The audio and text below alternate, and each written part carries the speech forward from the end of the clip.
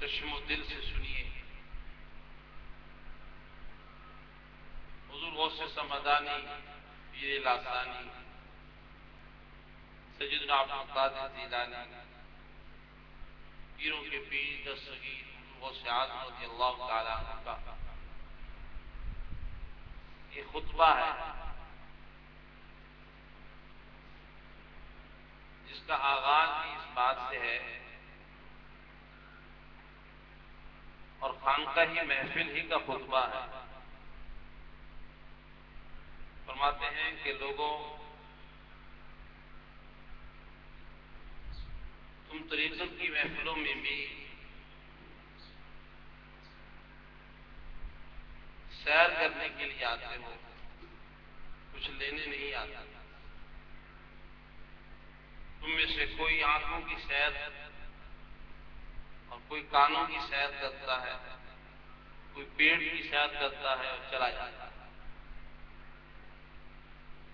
آنکھوں کی سیر تو یہ ہے کہ آدمی کسی محفل میں جاتا ہے، مناظر دیکھ کے آتا ہے۔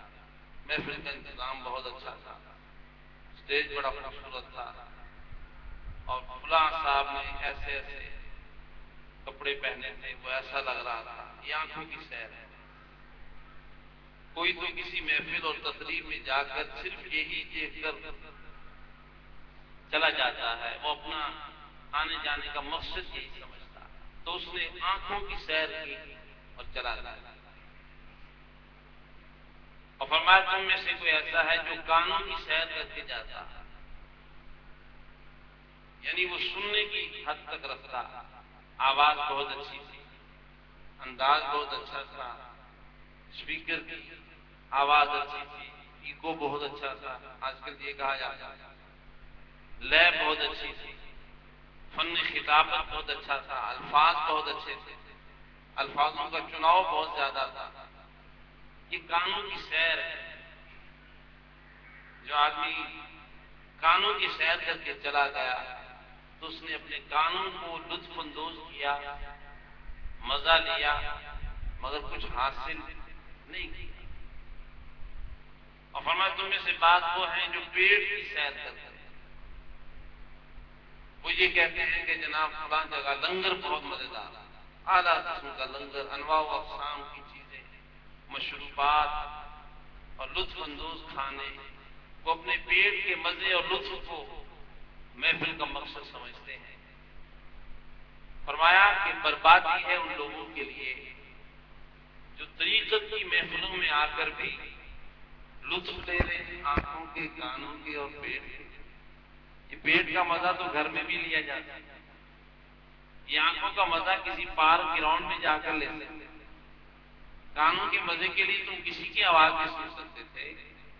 یہ محافل خاص نہ آنکھوں کے لیے ہیں، نہ کانوں کے لیے ہیں، نہ پیٹ کے لیے ہیں، یہ دل کے ان بند راہوں کو کھولنے کے لیے، اور ان کا تعلق دیکھنے، سننے اور چکھنے سے نہیں ہے، ان کا تعلق سمجھنے سے ہے، اپنے آپ کو سمجھانے سے ہے۔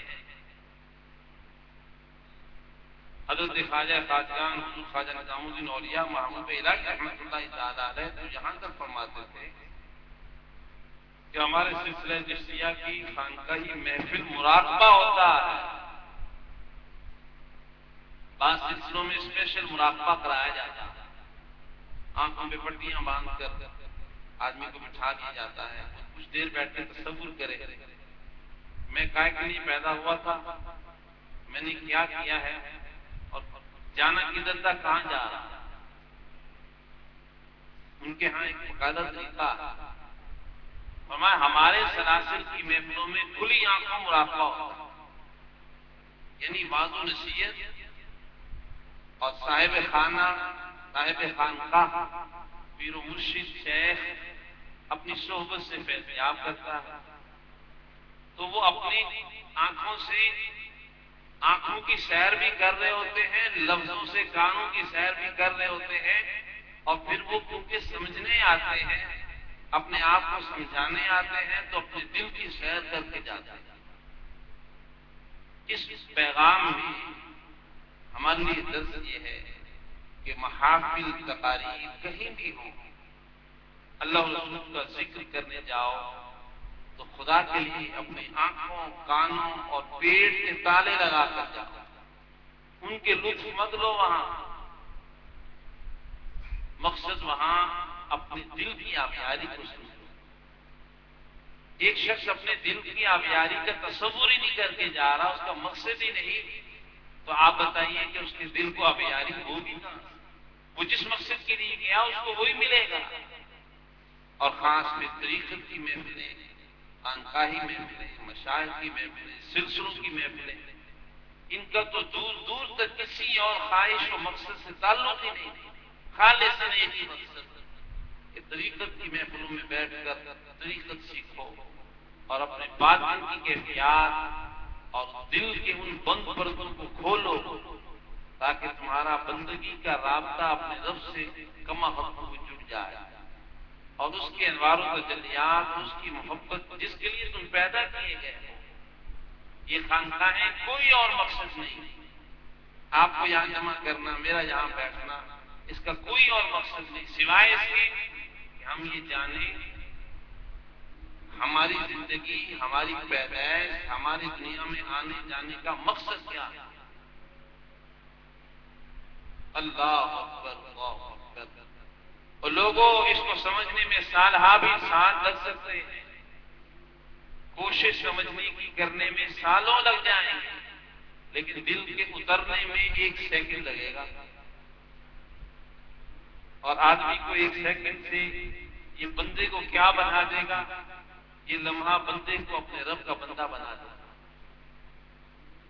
قرآن مجید فرقان حمید نے بھی یہی ارشاد فرمایا، وما خلقت الجن والانس الا ليعبدون، میں نے انسانوں اور جنوں کو کسی اور مقصد کے لیے نہیں پیدا کیا۔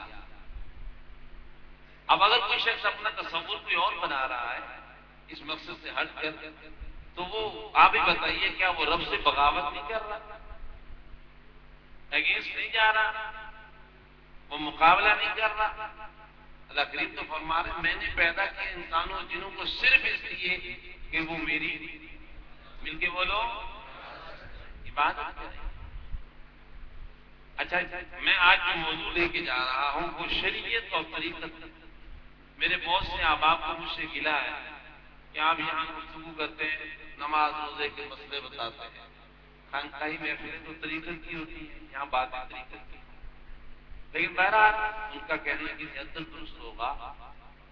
اصل بات یہ ہوتی ہے وہ کسی ان کی دکان سے کوئی مزہ چکھاتے ہیں تو کہتے ہیں بھائی یہاں تو مزہ نہیں آ رہا۔ تو آج یہ ہے کہ طریقت کا اہل تو میں اپنے آپ کو خود بھی نہیں سمجھتا، اور بیچارے طریقت کی تصویر پڑھنے والوں کو بھی اب تک علم نہیں کہ طریقت کیا ہے۔ یہاں تو رونا شریعت کا ہے، شریعت کا علم نہیں ہے۔ خود ہی سوچئے کہ کسی محفل میں شریعت کے مسائل بار بار کیوں دہرائے جا رہے ہیں؟ نہیں آ رہے تب نا، وضو روزے کے مسئلے یاد نہیں ہو رہے، 5 وقتہ نماز ہی کی عادت بڑھاپے تک لٹ جانے کے باوجود نہیں بن پا رہی، تو طریقت کی بات کرتے ہوئے شرم نہیں آئی؟ یہاں شریعت ہی نہیں کامل ہو پا رہی۔ اللہ اکبر۔ اور اگر کوئی شخص اپنے ذوق اور خیال میں یہ سمجھتا ہو کہ بغیر شریعت کے کوئی طریقت کا وجود آ سکتا ہے تو وہ شیطان کا وسوسہ ہے، اس کے سوا کچھ نہیں۔ میں آج یہ عرض کرنا چاہ رہا ہوں، کوئی طریقت کی باتیں نہیں کرنے جا رہا، صرف اتنا سمجھانا چاہ رہا ہوں کہ شریعت کیا ہے اور طریقت کیا ہے۔ مشکل تو کچھ بھی نہیں ہے۔ ایسا کیسے ہو سکتا ہے کہ ایک کام ناممکن ہو اور پھر اللہ تعالیٰ بندے کو وہ کرنے کا حکم دے دے؟ ایسا نہیں ہو سکتا۔ لا یکلف اللہ نفسا الا وسعها، اللہ اپنے بندے کی طاقت سے بڑھ کر کوئی اسے حکم نہیں دیتا، وہی کام کا کہا جاتا ہے جو وہ کر سکتا ہے۔ اس لیے فقہاء علماء نے کہا ہے، کوئی شخص یہ کہے کہ مجھے میں نماز کیسے پڑھوں، میں نماز پڑھ ہی نہیں سکتا ہوں، مجھے کیوں حکم دے دیا گیا؟ یہ کفر ہے۔ اللہ تعالیٰ نے کبھی اس کام کا بندے کو حکم دیا ہی نہیں جو وہ کر نہ سکتا. تو بہرحال شریعت اور طریقت کیا ہے؟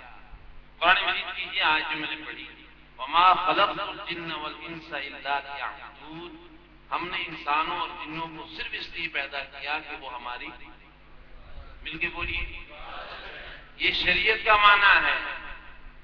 یہ کیا ہے؟ شریعت ہے. اور طریقت کیا ہے؟ اللہ اکبر. اب مفسرین سے پوچھیے، اہل طریقت نے اس آیت کا معنی کچھ اور کیا. انہوں نے کہا وما خلقت الجن والانس الا ليعبدون اي ليعرفوا، یعنی اللہ کریم فرما رہا ہے، اہل طریقت کہتے ہیں اللہ کریم فرما رہا ہے میں نے انسان اور جن کو صرف اس لیے پیدا کیا کہ وہ مجھے پہچان، وہ میری معرفت حاصل کر لیں. یہ ہے شریعت کہ تو عبادت کر، اور یہ ہے شریعت کہ تو اپنے رب کو پہچان. اب بتائیے عبادت کرنا مشکل ہے یا پہچاننا؟ بول تو لو. عبادت کرنا مشکل ہے یا پہچاننا؟ بسترے سے قدم نیچے اتار کر وقت پر عبادت نہیں کی جا رہی اور پہچاننے کی چکر میں لگا ہوا. حضرت امام احمد بن حنبل صوفیوں کے امام، جنہوں نے شہادت اپنی صرف اس جرم کی پاداش میں پائی کہ وہ تصوف کی بات کرتے تھے، وقت کے بادشاہ نے کوڑے مار کر شہید کر دیا. کتنے بڑے صوفی ہوں گے، جان دے دی، راہ طریقت بھی چھوڑی. پہچاننے میں تو جان دینی پڑتی ہے بھائی. اللہ اکبر. اور اگر اس تفصیل میں جاؤں تو آج تک عابدوں نے جانے نہیں دی ہیں، عابدوں نے وقت دیا، اپنے جسم پر مشقت کی اللہ کی عبادت. جانے دینے والے جتنے گزرے ہیں وہ عارف ہی گزرے.